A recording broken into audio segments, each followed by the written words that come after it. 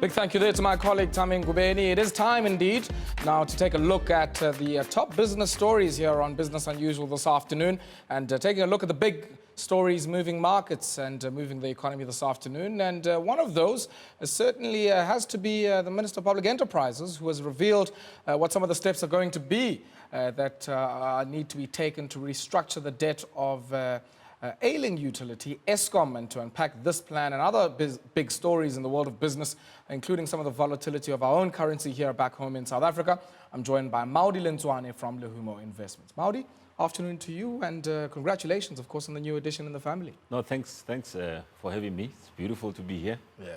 Welcome the beautiful daughter, and of course, I'm over the moon. Okay. Maudi, let's talk just briefly here about some of the plans that have come out of the Department of Public Enterprise. And we do know that a lot of the volatility that we're seeing in the South African rand in the last few weeks or so has had to do with, I guess, the plans or lack thereof coming out of Eskom. But let's talk there briefly. This function and role of a chief restructuring officer is largely, I guess, aimed at providing advice and giving some suggestions on how Eskom can restructure its debt. Yeah, look, that's what they meant to basically do there. But it really raises a lot of questions to have a CEO also, having to, I guess, work hand in hand with the chief restructuring officer. I don't know how that's going to work because, ideally want to have one person really taking charge of, the strategy and making sure that they drive the organization forward.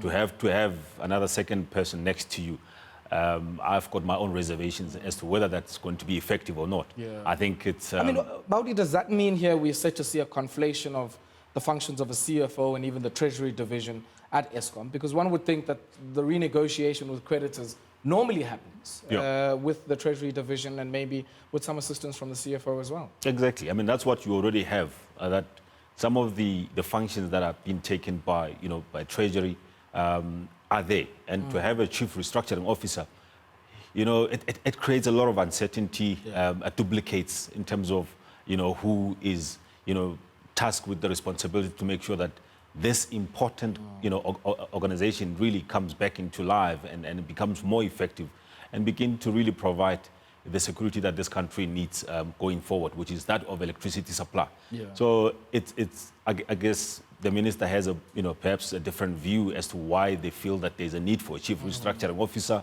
that the CEO should not really be looking at the restructuring functions, that he should actually be driving the actual organization or the subsidiary that they will be looking after going forward. So I guess only time will tell. But I think from the onset, I think I'm not the only one who's looking at it in a negative way. Maudi, it's quite interesting that initially when many of the possibilities or permutations of this were first mooted, one of the things that was suggested was that there would be a suggestion made before some of the lenders to Eskom that they swap their debt for equity in the entity. And now it seems that has been replaced with a sweetener to suggest that they will get some sort of swap. But that is going to happen in, the entity that people anticipate will be the best performing, and that's the transmission business after the unbundling. No, definitely. I mean, I think you look at it, the whole dividing the organization into three parts. The fact of the matter is the transmission side is the one that is, doing well. And the question is, who will then sit with the other divisions that are not doing exceptionally well? I think that's where the point of contention is. And I guess also creates more uncertainty going forward. I think coming out of the announcement by the minister, you cannot sit and say, he was reassuring as to the future of Eskom. I think there's still a lot of questions that needs to be answered, by the minister to say, do they really have the situation at Eskom under control? Sure. And I think the answer is definitely, not at this point. Look, I mean, clearly, I guess, yes, it is in the realm of conjecture, but it's quite clear for many people, including the investor community and some of the lenders, that I guess we're trying to find a solution here and trying to put a light in the darkness of the wind here. But the other story I wanted us to take a look at, I go away for a few days in Lalin in the rural areas, and I come back and the rand breaches rather comfortably the 15 rand mark to the US dollar. Yeah, no, look, trying to keep track of the rand is an extreme, is a massive challenge. I mean, look, last week in particular was the most volatile, I think, week of 2019 in a very long time. I mean, we've had, and not only in South Africa, I mean, we've had globally markets really coming under a lot of pressure. Yeah. The tensions around, the whole trade war, we had massive issues there. We had a lot of volatility coming through from Europe, also lots of volatility coming from the US. I think that's obviously filtering into, the nerves are coming into the emerging markets, and of course the rand, we are a proxy. If you want to exit with ease in and out of the emerging market countries, you come into South Africa, and the very same speed of coming in, it's the same, speed that people will then be exiting, heading for the door. So we saw that volatility. How much of that is homeward bound? How much of that is domestic policy or political economy issues that we have here in South Africa? We've heard a lot of people speaking about the Eskom issue.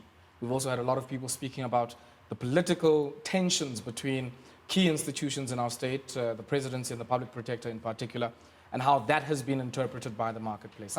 How big a role do domestic developments play in this kind of volatility? I think at the current moment, I think the domestic issues are there. They're a big concern. They remain there at the back of investors' minds. But I think just purely on last week when we headed back to the 15 rand level and beyond that, it was to do with a lot of international, developments that were taking place. And of course, the whole trade war issue is one of the big, uncertainty for the markets, and it's really, really causing a lot of nervousness.